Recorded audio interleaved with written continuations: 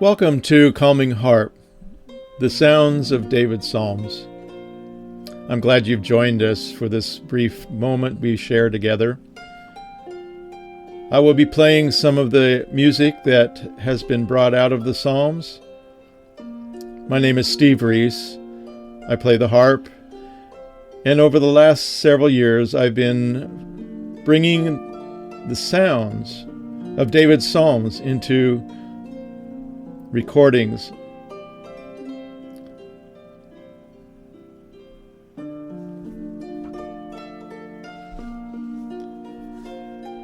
You can find a lot of my music on my website, www.calmingharp.com. I have CDs available and MP3s. And you can go to YouTube. If you go to YouTube and then type in Peregrinati, Peregrinnatti, you will find hours of beautiful harp music that you can just play in the background and be calmed with the music that David may have played for his sheep at one time or another. So as we share this half hour, join me and enjoy the sounds of David's harp.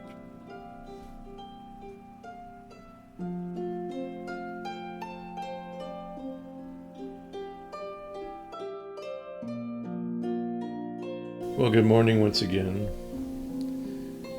It is the 29th of March as we record this morning, and I welcome you all in returning. I thank you that this has become a regular thing for me and for you, many of you. I get comments from many of you that let me know that you come back every week waiting for me to put the next one up, so I thank you for that faithfulness and that loyalty, customer loyalty, I guess you could say. I do enjoy sharing with you all. And this morning I wanted to go over, I wanted to use Psalm 104 as our sounding board. Psalm 104 is a great psalm. And how I came to using it today is that I was thinking about bread. For some reason, I was thinking how important bread is to the daily lives of so many people. I know when we're in Thailand, bread is not near as important as rice is, and I think that's true of many of the Asian countries, but in every respect, some form of grain that grows up out of the earth. In fact, we say that one blessing in Hebrew, Baruch atah Adonai Eloheinu melech haolam, hamotzi lechem min haaretz. Praise to our Heavenly Father, the King of the universe, who brings forth bread from the earth. And that is, because we don't bring it forth, really. I mean, the bread doesn't just magically appear.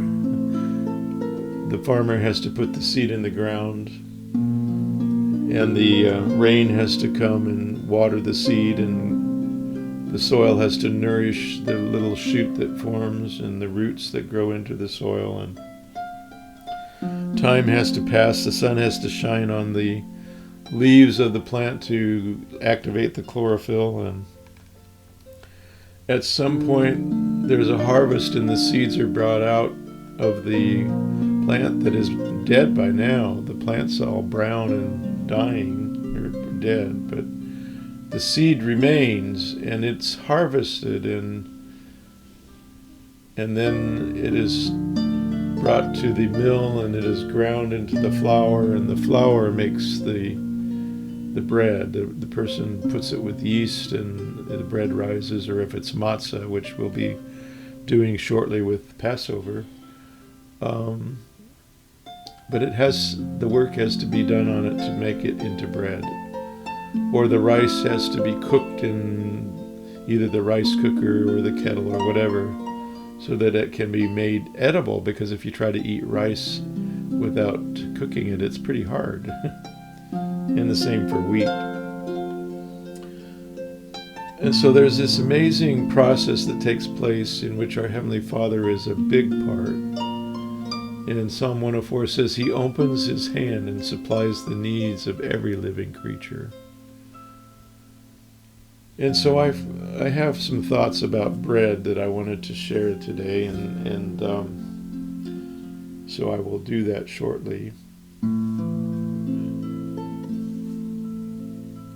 It's interesting that pretty much every meal that is mentioned in the Bible always has the bread, the wine, and the oil. And we had Laban and Jacob when Jacob is going back to Canaan, and he leaves Laban and he's taking his children and wives and flocks, and Laban has got a 3-day lag and he has to hurry to catch up to him. And when he catches up to them, they make a pile of stones and they have a meal, and that meal is bread and wine and most likely oil as well. And it's a fellowship meal, and in that fellowship meal, it's signifying that we are at peace with each other. We've settled our differences. I'm going to go my way, you're going to go your way. And then they set up this pile of stones they call Mizpah, and they say that I will not pass these stones to do harm to you, and you will not pass these stones to do harm to me. And then they say that famous saying, may Yahweh, may our Heavenly Father watch between us while we're absent one from another. And so, in very similar fashion, we have these meals with each other. Whenever we want to celebrate something, we always have a meal. And it seems that the bread and the wine are always part of that meal, and the oil, in different forms. And some people that don't drink wine will have some kind of juice. So anyway, I'm not going to get too technical here, but it's always a time of fellowship. It's a time of sharing. It's a time of getting together.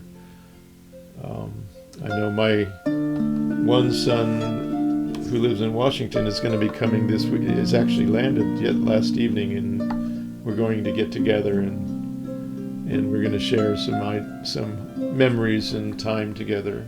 And that's always a time we look forward to. And my other son that lives here in Florida, we try to get together at least once a month with them and have that meal together. And these are important times. Bread is an important part of our life. And our Heavenly Father opens His hand and supplies the needs of every living creature. And so I'm going to have Shirley read Psalm 104, and then I will come back and we'll have some more comments about this bread of life. Yeshua said, I am the bread of life.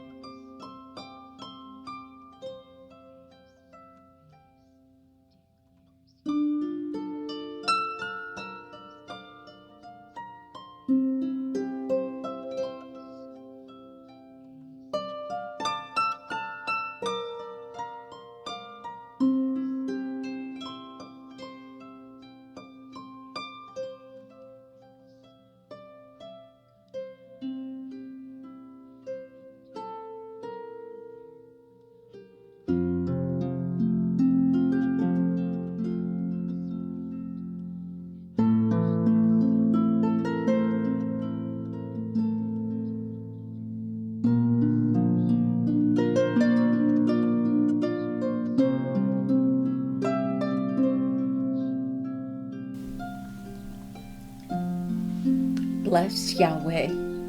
O my soul, O Yahweh, my Elohim, you are very great. You are clothed with splendor and majesty, covering yourself with light as with a garment. Stretching out the heavens like a tent, he lays the beams of his chambers on the waters. He makes the clouds his chariot. He rides on the wings of the wind. He makes his messengers winds, his ministers a flaming fire. He set the earth on its foundations so that it should never be moved. You covered it with the deep as with a garment. The waters stood above the mountains. At your rebuke they fled. At the sound of your thunder they took to flight. The mountains rose, the valleys sank down to the place that you appointed for them. You set a boundary that they may not pass, so that they might not again cover the earth. You make springs gush forth in the valleys. They flow between the hills. They give drink to every beast of the field. The wild donkeys quench their thirst. Beside them the birds of the heavens dwell. They sing among the branches. From your lofty abode you water the mountains. The earth is satisfied with the fruit of your work.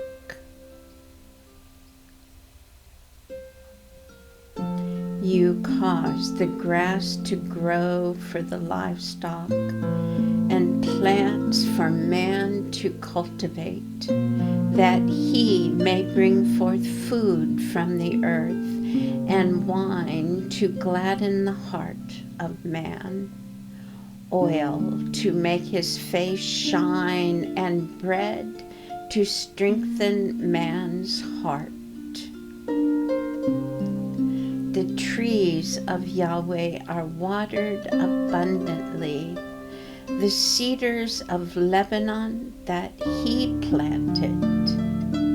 In them the birds build their nests, the stork has her home in the fir trees. The high mountains are for the wild goats, the rocks are refuge for the rock badgers. He made the moon to mark the seasons. The sun knows its time for setting. You make darkness, and it is night, when all the beasts of the forest creep about. The young lions roar for their prey, seeking their food from God. When the sun rises, they steal away and lie down in their dens. Man goes out to his work and to his labor until evening. O Yahweh, how manifold are your works! In wisdom have you made them all. The earth is full of your creatures. Here is the sea, great and wide, which teems with creatures innumerable, living things both small and great. There go the ships and Leviathan, which you formed to play in it. These all look to you, to give them their food in due season. When you give it to them, they gather it up. When you open your hand, they are filled with good things. When you hide your face, they are dismayed. When you take away their breath, they die and return to their dust.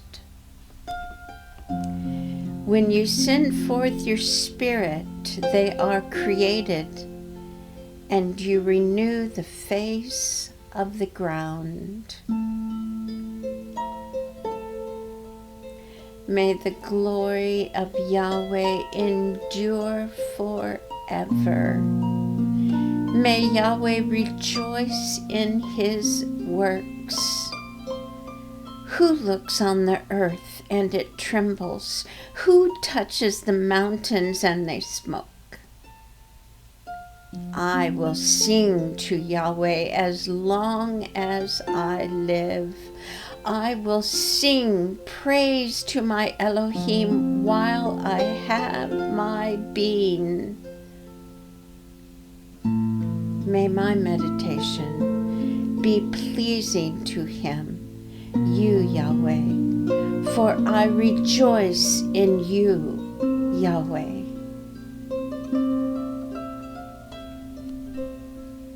Let sinners be consumed from the earth, and let the wicked be no more. Oh, bless Yahweh, oh my soul.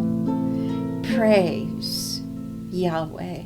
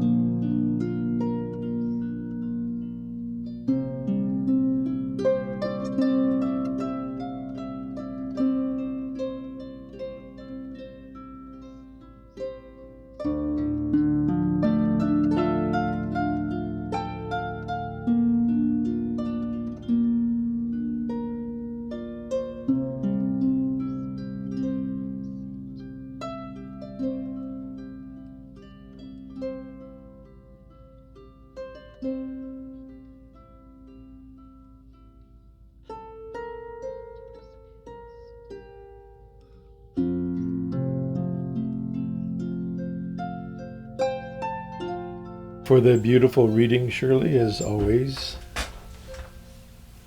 Something about the spoken word and the music going together. And so, thank you. Psalm 104, it's kind of an amazing psalm in that it's reminding us of all of the ways that our Heavenly Father provides for us. And it especially is appealing to our observations from the natural world. It even points out that not just us that our Heavenly Father watches out for, but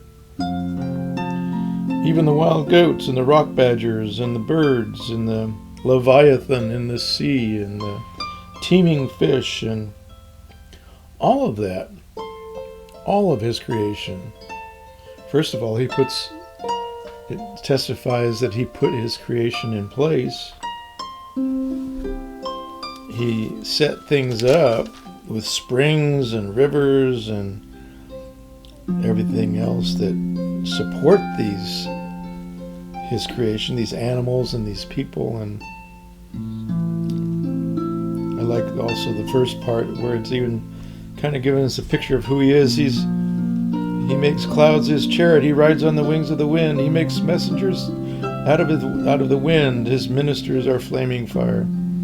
So just giving this awesome picture of our Heavenly Father, and then moving on to he set the earth on its foundations and covers the deep, and on in all the ways that all the things that we see in the natural world, if we really observe carefully and think closely and accurately about what all we are observing, we see that our Heavenly Father, first of all, has amazing capabilities to forethought, think about what it's going to take to support these things that he's going to create, and then create them in such perfect form that they operate interactively with each other in such a, we call it the ecosystem. And one of the things that continues to amaze me about the, and I'm not going to get hard on the green people or whatever. I love my Heavenly Father's green earth, and I want to be the first one to step in line to do anything I can to make sure it's preserved, and the beauty of it is all saved. But at the same time, there's this religion of the greenies that doesn't acknowledge that our Heavenly Father made it. So therefore they're already in trouble because they think it just kind of happened over several million years or billion years or whatever timeline. They put enough time on it, eventually something will happen. But then on top of that, by not acknowledging that our Heavenly Father with forethought created it perfectly, He also created self-correcting systems within it, so that even though we are doing things that are harmful to our environment, our world, our place of life, there are amazing compensatory mechanisms within it that are continuing to provide for us, even though we're doing things that haven't been very smart. And I'm not saying to take license and continue to just do things that aren't very smart to destroy our environment. I'm not saying that at all. I'm saying we need to be very careful. But on top of all that, our Heavenly Father has in His hand, He has the ability to open His hand and provide for the needs of every living creature. And what's even more amazing, or amazing again, or whatever you want to say that, is that our Heavenly Father co-ops with us. He allows us to be cooperators with Him in this process of life. As I started out, the farmer sows the seed, but our Heavenly Father put life in that seed. If it was just dead seed, it wouldn't do anything, but there's life in it already. And so when you put it into the dark earth with the nutrients and you water it and the warmth of the sun shining on it, all these things that our Heavenly Father provides, all of them make that seed begin to grow. And the work of the farmer in planting that working the soil, scattering the seed, planting the seed, and then nurturing it through its growth, and our Heavenly Father providing the rain to keep it alive, the sun to keep the chlorophyll producing and making more cells, and many of those being food cells that end up being the seed for the next crop or us to eat. All of those things are cooperations between the work that we do, His people, and the work that our Heavenly Father does to sustain us, to cause it to grow, to cause it to come forth, to cause it to come to harvest. And so all of these things are reminding us that our Heavenly Father is responsible for coming alongside us and taking the work that we do and making it fruitful. And that's just as true in the natural world as it is in the spiritual world. I know a lot of times, Yeshua, just before he left, first of all, here's another interesting thing. I kind of lost my thought there, but Jesus said, "I am the bread of life." Why did He choose that metaphor? Because as we've been talking, the bread is so important, and it's so much involved with what man does and what our Heavenly Father does. Jesus is born in Bethlehem. In Hebrew, that means the house of bread. Well, why was that name chosen? And why was it given over 1,000 years before He was born? Because it refers to who He is and what He means to all of us. He is the bread of life. If we don't eat the bread of life, then we die. If we don't eat food, if we don't take nourishment, then we die. And He's reminding us that we need to take not only natural nourishment out of the food on our table, but we also need the spiritual nourishment of, and he put it quite bluntly. He said, unless you eat my flesh and drink my blood, then you will not have life. And some of the disciples says, that is a hard saying. What are you exactly saying? We can't. That's preposterous. But they were missing the point, because Yeshua was letting them know that without him, in fact, in another place he says, without me, you can do nothing. He didn't say you can do a little bit or you can do some things. He said you can do nothing. And so as we look at bread today, as we toast our piece of bread in the toaster or whatever, and prepare for our breakfast or our snack in the evening or whatever, I pray that it will cause you to think about this cooperation that our Heavenly Father has with us, and that he comes alongside us and he causes it to grow, and he opens his hand and he provides for the needs of every living creature. So as you go about your week, remember, he is able, and he brings his shalom for you to rest. Thank you. So I hope you've enjoyed our time together. Stay tuned, as I say. Little pun. I have many more songs to share with you. I have more to share about how this all comes together. And I pray that you will share and help people, especially those you see stressed, especially in these times that we're going through. Bring people to this calming and this peace and this rest that this beautiful music of the Psalms of David brings to each of our lives. Thank you for listening. Hope to see you next week. Many, many blessings to you all today.